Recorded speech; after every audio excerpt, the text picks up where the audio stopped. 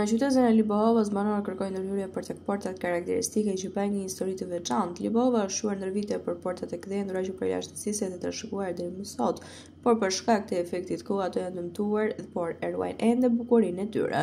Banorët thonë se për shkak të vlerave arkitekturore dhe historike, përgjatë verës ka një interes nga turistë që të vinë dhe të vizitojnë qytetin me gjithçka që i ofron.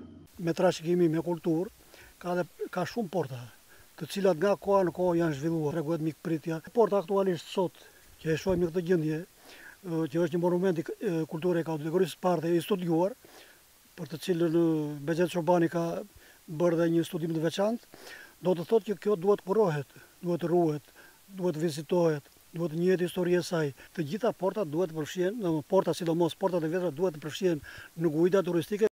Libova ka qenë shumë e mirë, edhe shumë e bukur. U thamën e ato rapet se kishim 25 rapet. Edhe qenë të bukura, qenë shumë e mirë. Tike, portat e vjetra që kanë qenë po, si... të më frit bërë Libovës, jam dakord. Të më frit bërë Libovës, që është shtëpi trashëgimi e Libovës. Tani nuk e di bëjnë qatin, nuk e bëjnë ati, këtë nuk e di. Është e rëndësishme të ruajnë këto vlerat e vjetra historike. Po të bëjnë ati lartë në Libovën e Sipre. Jo këtu në qëtë. Që këtu ka edhe parat e ka edhe shumë. Duhen më shumë investime për Libohovën, si e shikoni? Ka pasur turist këtë vit? Nuk vinë. Nuk vinë për një arsye që ai ka marrë atë me radhën, nuk vinë. Mungon një plan i mirë orientimi për turizmin, apo jo? Se ka marrë ai gratin, i thotë 5.000 lek, 7.000 lek një pijë. Ka bërë gjëra shumë mira, ka që bërë nga një në kala shumë mirë, është edhe ju të ka një shumë mirë, që a bërë, varet të shpimet. Dhe në lagur të kryqit të shpimet, nda ikën. Për interes të ture, jo të intereset tona.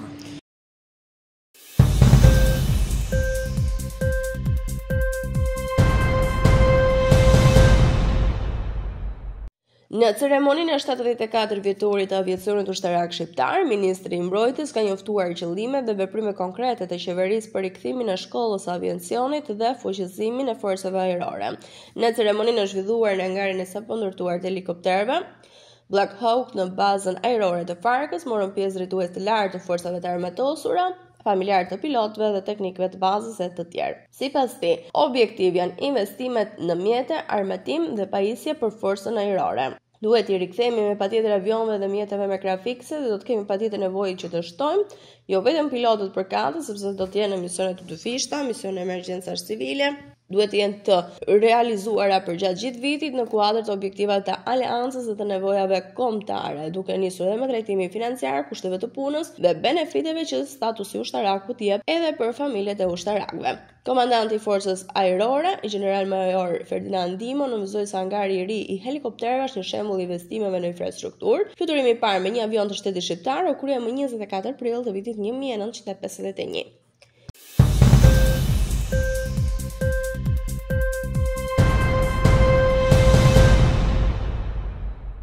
Ekonomia shqiptare përballet me sfida reale të lidhura ngushtë me kapitalin njerëzor. Një vlerësim periodik i Bankës Botërore sjell në përmbledhjen varfëria dhe barazia ndalet në një paragraf të plot pikërisht tek potenciali që ka kapitali human në vend dhe çfarë mund të bëhet për të ndikuar pozitivisht në ekonomi, vlerësimi i drejtë i tij.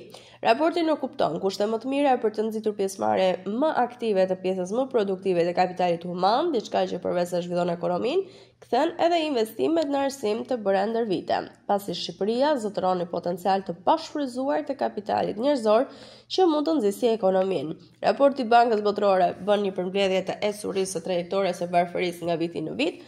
Kështu sipas këtij raporti, mes viteve 2016 dhe 2019, rritja e fortë ekonomike çoi një reduktim domethënës të niveleve të varfërisë. Por, ajo mori të 8 në 2020 për të arritur në 2025 me sërish një rënje duke çuar në rritje të varfërisë.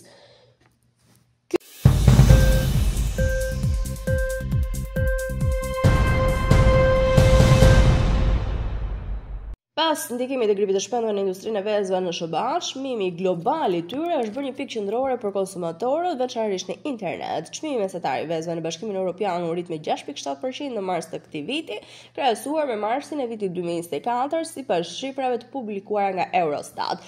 Republika Çeke arriti të çonte deri në 46%. Hollanda gjithashtu pati një tjetër rritje, ndërsa në Greqi pati një rënje vetëm me 2% për gjatë muajt që lanë pas. Deri më tani, në vitin 2025, çmimet e vezëve kanë vijuar të rritjen me një rritje për rreth 3.4% në muaj janar dhe me një rritje për 4.1% në shkurt, krahasuar me të njëjtën muaj të vitit 2024. Edhe në Shqipëri ka patur një rritje me 2% për sa i përket këtij produkti. Me e madhja për gjatë kësaj rritje ka qenë në shkurt të 2023 në 31.2%, krahasuar me të njëjtën muaj të vitit 2022. Megjithatë, vajojmë të kemi një rritje të çmimit të vezëve pothuajse në të gjithë Evropën, por edhe përtej saj.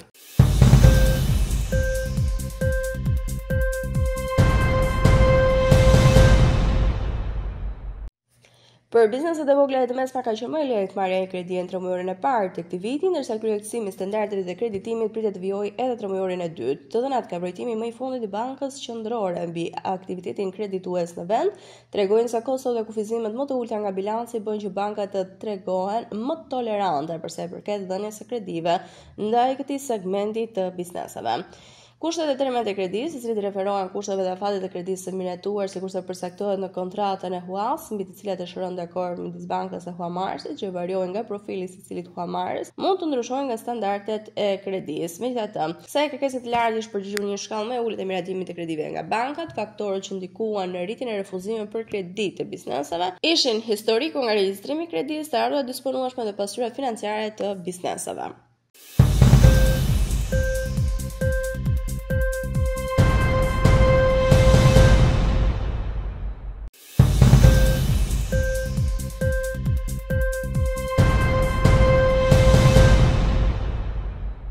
Sekretari amerikan i shtetit Marco Rubio ka lavdëruar presidentin e SBA-s Donald Trump pasi sipas tij republikani është paqëbërës. Kjo deklaratë erdhi pas një takimi me kryeministrin e Norvegjisë, Jonas Støre, në zyrën ovale në Washington. Të gjithë duhet të falenderojmë Trump si paqëbërës pasi është duke u përpjekur të shpëtojë jetë, ka thënë ai. Rubio u tha gazetarëve se lufta në Ukrainë nuk është lufta jon, por shtoi se ne po përpiqemi të japim fund vdekjes. Ne po përpiqemi të japim fund shkatërrimit dhe kemi treguar rrugën përpara. Ne mund të shohim vijën e finishit, por të dy duhet të arrijmë atje dhe duhet të bëjmë gjithçka që mundemi për të ndihmuar këta të fundit.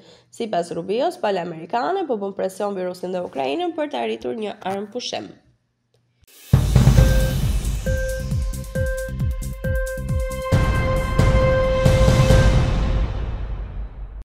Burimi mjekësor në Gaza ka raportuar se të paktën 39 palestinezë janë vrarë dhe 150 tjerë janë plagosur në 24 orë të fundit, ndërsa ushtria izraelite vijon agresion gjenocidal në rajon. Sipas shifrave të fundit, numri total i të vdekurve palestinezë që nga fillimi i agresionit izraelit në tetor 2023 ka arritur në 51.305 me 117.96 persona të cilët kanë posuar lëndime. Zyrtarë shëndetësor theksojnë se gratë dhe fëmijët përbëjnë shumicën e viktimave. Burimet tregojnë gjithashtu se që nga rifillimi i aksioneve ushtarake izraelite më 18 mars, pas një armë pushimi 2 mujor, numri të vdekurve është rritur më tej me 1.783 me 4.683 lëndime shtesë të regjistruar për gjatë kësaj periudhe. Autoritetet shëndetësore në Gaza kanë deklaruar se shërbimet e urgjencës vijojnë të përballen me sfida të rëndësishme në rritjen e viktimave të shumta, por edhe të individëve që kanë mbetur të bllokuar apo kanë qenë në rënoja dhe të shpërndarë nëpër rrugë.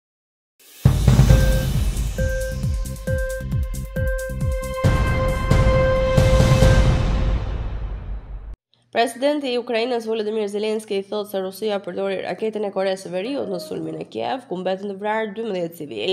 Sipas informacioneve që disponojmë, rusët përdorin një raketë balistike të prodhuar në Korenë e Veriut, ka thënë ai, duke shtuar se shërbimet tona speciale po verifikojnë të gjitha detajet. Ai tha se nëse raketa është prodhuar në Korenë e Veriut, kjo do të jetë një provë më teshme e natyrës kriminale të aleancës midis Rusisë dhe Penjanit. Ata vrasin njerëz dhe ky është kuptimi vetëm pas bashkëpunimit të tyre. Rusia përdor vazhdimisht armë të tilla, rakete, artilleri. Në këmbim, Penjani mori mundësinë për t'i bërë armët e tij më vdekjeprorëse në kushte reale të kohës së luftës, ka shtuar më tej presidenti Zelensky.